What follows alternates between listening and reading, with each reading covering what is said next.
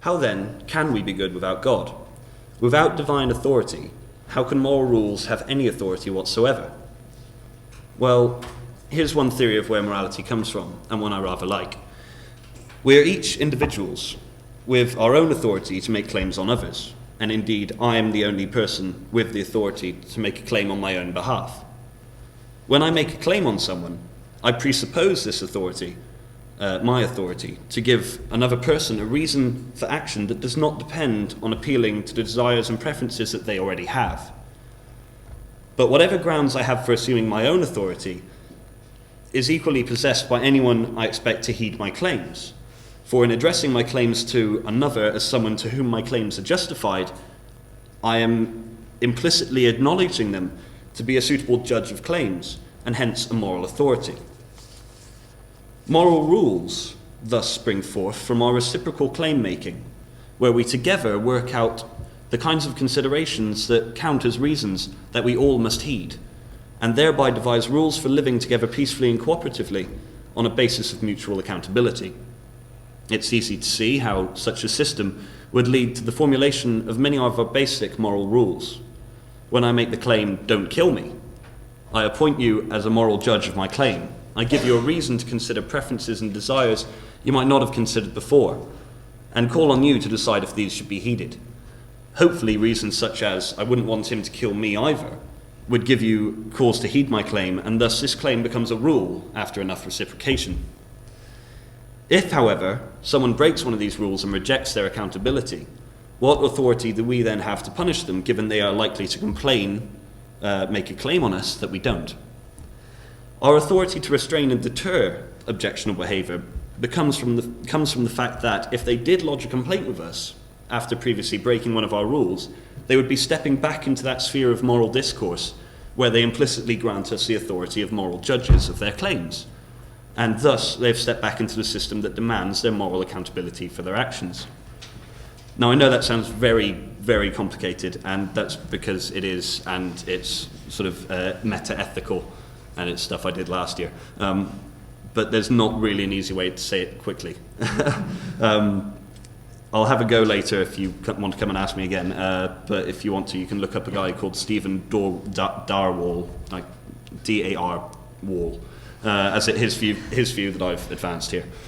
And now to my last point, that disbelievers are more able than theists to lead moral lives. I have two main arguments at this point, and both stem from considering the ethical considerations of the believer. Christianity, Islam, and Judaism all prescribe moral rights and wrongs and provide rules on how it is best to treat those around us. These rules are backed up with promises of paradise and threats of punishment, or annihilation, I believe, in the case of Judaism. 2 points on this. Firstly, and the most obvious, is that if one is behaving morally out of a sense of self-interest, I must avoid hell or I must get into paradise, it's difficult to see how they can be acting morally at all. We usually speak of a moral person as one who acts altruistically, out of a direct concern for the welfare of others and without any concern for themselves. Furthermore, a person who doesn't steal, kill, rape, etc., out of a fear of being caught, is not being moral. If the fear of punishment is their prime motivator for not performing immoral acts, then they're not moral people, merely prudent ones. The truly moral person would be one with the opportunity to do these things without being caught, and yet does not do them anyway. A theist, however, has accepted that God is always watching and that they will one day be judged. I have had it said to me by believers of all three monotheistic religions, friends of mine, that fear of hell and God's watchful eye are the only reasons they are good people. Now, I'm not saying that's something that applies to all of you. I've had friends from all three faiths come up and tell me that. My second point on why disbelievers are more moral than theists has to do with moral responsibility. Everyone, absolutely everyone, is morally responsible. Everyone makes moral choices. Even the theist makes a choice when he hands his ethical thinking over to the prescriptions of an ancient text. What strikes me, however, is that disbelievers are more likely to accept this moral responsibility than theists.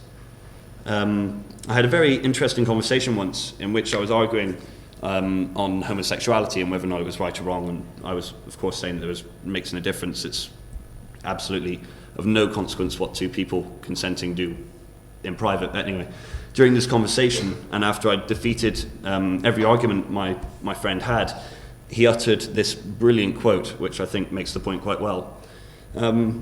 He said, well, whilst you've convinced me that there's nothing wrong with homosexuals, you haven't convinced God, and it's his opinion that counts.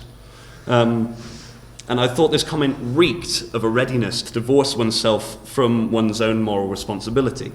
But it's a responsibility that you cannot avoid. Just because God says something doesn't mean that you no longer bear any responsibility. For you've made a choice in accepting this rule as one you should act on. And as I've already shown, ethics and God have nothing to do with one another. And so not assessing it and potentially rejecting it as a bad rule is a very dumb thing to do indeed. A disbeliever, however, accepting that morality is not prescribed from on high, realizes that they are the one person responsible for their choices, and thus they are more likely to act consistently and carefully when making their decisions, because they can't make the excuse afterwards, God told me to. In conclusion then, I hope I've managed to show how God has nothing necessarily to do with morality, ethics, right and wrong, or good and bad. I hope also I've managed to give a brief account of morality as reciprocal claim making, whereby morals appear as we assess what claims made by others are worth our attention. And I hope I've given you two reasons why disbelievers are more likely than theists to be moral, namely the lack of overt self-interest in their moral behaviour and the acceptance of their responsibility to think critically through their ethical viewpoints and accept or reject rules based on their conclusions. Cheers, guys.